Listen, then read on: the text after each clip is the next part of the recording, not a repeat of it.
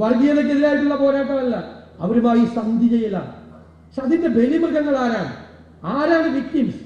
ഇരകളായി മാറുന്നത് സർവകലാശാലകളും അവിടെ പഠിക്കുന്ന വിദ്യാർത്ഥികളുമാണ്. ഇപ്പൊ തന്നെ ബ്രെയിൻ ഡ്രെയിനാണ്. കേരളത്തിൽ നിന്ന് 10,000 വിദ്യാർത്ഥികൾ പുറത്തേക്ക് പോവുകയാണ്. ഇനിയും പോയിക്കോട്ടെ എന്നാണ് പറയുന്നത്. കാരണം ഇവിടെ പഠിക്കണ്ട എന്നുള്ള മെസ്സേജാണ്. ഇവിടെ പഠിക്കണ്ട എന്നുള്ള മെസ്സേജാണ് ഗവൺമെന്റും എല്ലാവരും ചേർന്ന് നൽകുന്നത്. ഇവിടെ പഠിക്കാൻ കൊള്ളുന്ന സ്ഥലമല്ല. ഇവിടെ ഇതൊന്നും അല്ല ചർച്ച. അക്കാഡമിക് കാര്യങ്ങളല്ല ചർച്ച.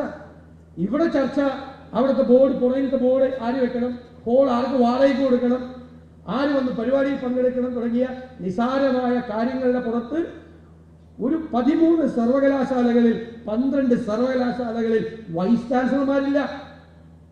ഓളടുത്ത് തർക്കമാണ്. ഏതെങ്കിലും സിൻഡിക്കേറ്റിൽ ഏതെങ്കിലും ഒരു കോഴ്സിനെ പറ്റി അക്കാഡമിക് കാര്യങ്ങളെ കുറിച്ച് കേരളത്തിലെ ഈ 13 സർവകലാശാല സിൻഡിക്കേറ്റിൽ ഏതെങ്കിലും ഒരു ചർച്ച നടക്കുന്നുണ്ടോ? എന്തൊരു ഗതികേടാണ് നമ്മുടെ. ഗതികെട്ട ഒരു സംസ്ഥാനമായി കേരളം മാറിയില്ലേ? ഏത് രംഗം എടുത്ത് നോക്കിക്കോ. ആശുപത്രികളിൽ മരുന്നില്ല. സർജറി ചെയ്യാൻ പോകണമെങ്കിൽ നൂലും സൂചിയും സർജിക്കൽ എക്യുപ്മെന്റ് കത്രികയും എടുത്തുകൊണ്ട് പോകണം. അതാണ് സ്ഥിതി. മെഡിക്കൽ കോളേജിൽ പോകണമെങ്കിൽ ഇടിഞ്ഞു വീണും മരിക്കുമോ എന്നറിയില്ല. സ്കൂൾ കെട്ടിടമാണോ, ആശുപത്രി കെട്ടിടമാണോ, ഒരു ഓഡിറ്റിംഗ്, ഒരു സേഫ്റ്റി ഓഡിറ്റിംഗ് നടത്താൻ പോലുള്ള സംവിധാനം നമ്മുടെ കയ്യിലില്ലേ? എത്ര ഗതികെട്ട രീതിയിലേക്കാണ് നമ്മുടെ സമ്പദ് വ്യവസ്ഥ പോകുന്നത്? എത്ര ലക്ഷം കോടി രൂപയുടെ കടബാധ്യതയാണ് ഈ സംസ്ഥാനത്തിന്റെ തലയിൽ കെട്ടിവെക്കുന്നത്? ഈ കടമെടുക്കുന്ന പണം എന്ത് കാര്യത്തിന് വേണ്ടിയിട്ടാണ് ചെലവാക്കുന്നത്? കോടികളാണ് കൊടുക്കാനുള്ളത്. കേരളത്തെ ഇത്രമാത്രം തകർന്ന് തരിപ്പണമാക്കിയ ഒരു ഭരണകൂടം ഉണ്ടായിട്ടുണ്ടോ? ഞാൻ പറയുന്നത് നമ്മുടെ ജോലി ഇനി മുതൽ ഗവൺമെന്റിനെ എക്സ്പോസ് ചെയ്യാതെ ചെയ്യണം. നമ്മുടെ ജോലിയാണ്. നമ്മൾ ഗവൺമെന്റിന്റെ തെറ്റുകൾ ചൂണ്ടിക്കാട്ടും. ഗവൺമെന്റ് കേരളത്തിന് ഉണ്ടാക്കിയിരിക്കുന്ന ദോഷങ്ങളെ മുഴുവൻ ജനങ്ങളോട് പറഞ്ഞു കൊടുക്കും. ഓരോ വകുപ്പിലും ഉണ്ടായിരിക്കുന്ന കാര്യങ്ങൾ എണ്ണി പറയും. അത് മാത്രമല്ല നമ്മുടെ ജോലി. അതിനൊപ്പം നമ്മൾ എന്ത് ചെയ്യും എന്ന് നമ്മൾ കൃത്യമായി പറയും. അതാണ് UDF. നമ്മൾ എന്ത് ചെയ്യും? ആരോഗ്യ രംഗത്ത്, വിദ്യാഭ്യാസ രംഗത്ത്, സാമ്പത്തിക രംഗത്ത്, വന്യജീവി സംഘർഷം കൊണ്ട് പൊറുതിമുട്ടുന്ന മലയോര ജനങ്ങൾക്ക് വേണ്ടി, തീരപ്രദേശത്തെ പാവങ്ങൾക്ക് വേണ്ടി നമുക്ക് കൃത്യമായ പരിപാടികൾ, പദ്ധതികളുണ്ട്. ലഹരി മരുന്നിന്റെ ഹബ്ബായി മാറിയ ഈ കേരളത്തിൽ ലഹരി മരുന്നിന്റെ ഉറവിടം തകർക്കാനുള്ള പദ്ധതികൾ UDF-ലുണ്ട്. ആ UDF-ന്റെ പദ്ധതികൾ മുന്നോട്ട് വെച്ചുകൊണ്ടുള്ള പോരാട്ടമായിരിക്കും നമ്മൾ നടത്തുന്നത്. ഒരു പാർട്ടിയല്ല. ഞാൻ നിങ്ങളോട് പറയുന്നു, ഇനി ഒരു പാർട്ടിയില്ല. ഇനി ടീം UDF ആണ്. ടീം UDF നമ്മൾ നിലമ്പൂരിൽ കാണിച്ചു കൊടുത്തു. നമുക്കതിന് കഴിയും. നമ്മൾ ഒരുമിച്ച് നിന്നുകൊണ്ട്. എന്നോട് മന്ത്രിമാരുൾപ്പെടെയുള്ള ആളുകൾ പണ്ട് നിയമസഭയിൽ ചോദിക്കും, നിയമസഭയിൽ എന്ത് ഇത് ഒറ്റ പാർട്ടിയാണോ? നിലമ്പൂർ ഇലക്ഷൻ കഴിഞ്ഞപ്പോൾ ചിലർ എന്നോട് ചോദിച്ചു, UDF എന്ന് പറയുന്നത് ഞങ്ങൾ കരുതി കുറെ പാർട്ടികളുടെ കോൺഫെഡറേഷനാണ്.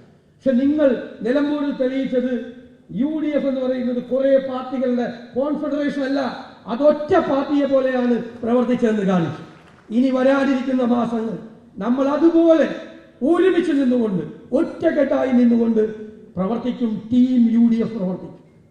100-ലധികം സീറ്റുകളുമായി UDF അധികാരത്തിലേക്ക് തിരിച്ചു വരും. ഈ നാടിന്റെ നന്മയ്ക്കായി. ഞാൻ ഒറ്റ കാര്യം മാത്രം പറയുന്നു.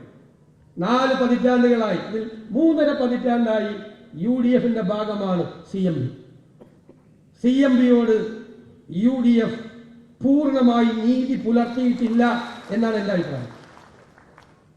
2026 അത് പരിഹരിക്കുന്നതിനുള്ള സമയമായിരുന്നു. പലിശ സഹിതം എന്തെങ്കിലും നീതികേട് കാട്ടിയിട്ടുണ്ടെങ്കിൽ അതിന്റെ പലിശ സഹിതം CMB ഇന്ന് UDF-ൽ മുസ്ലിം ലീഗ് പോലെ, കേരള കോൺഗ്രസ് പോലെ പ്രധാനപ്പെട്ട പാർട്ടിയാണ്. CMB UDF എടുക്കുന്ന തീരുമാനങ്ങളിൽ നിർണായകമായ സ്വാധീനം ചെലുത്തുന്ന പാർട്ടിയാണ്. CP ജോൺ UDF-ന്റെ സെക്രട്ടറി കൂടിയാണ്. വെറും സെക്രട്ടറി അല്ല, നിങ്ങൾക്കറിയാം, ശരിക്കുള്ള സെക്രട്ടറിയാണ്. കാര്യങ്ങൾ തീരുമാനിക്കുന്ന സെക്രട്ടറിയാണ്. 100-ലധികം സീറ്റുമായി UDF അധികാരത്തിലേക്ക് വരുമ്പോൾ ഞാൻ നിങ്ങൾക്ക് വാക്ക് തരുന്നു, അതിൽ ഒരാളല്ല, ഒന്നിലധികം MLA-മാർ CMP കൊണ്ടാണ്.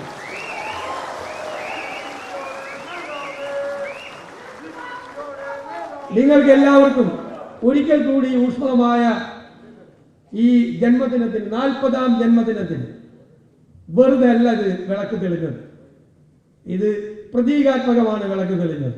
CMB-യുടെ വിളക്ക് കൂടി തെളിയാൻ ഒരു സംശയവും വേണ്ട. അത് നമുക്ക് മാറ്റങ്ങൾ ഉണ്ടാകും. കേരളത്തിലെ ജനങ്ങൾ കാത്തിരിക്കുകയാണ്. നമ്മളെല്ലാവരും ഒരുമിച്ച് ചേർന്ന് ആ മാറ്റത്തിന് വേണ്ടിയിട്ടുള്ള ഇതൊരു മഹായുദ്ധമാണ്. മഹായുദ്ധത്തിൽ പുറപ്പെടുന്നതിന് മുമ്പ് സൈനിക വിന്യാസമാണ് ഇപ്പോൾ നടക്കുന്നത്.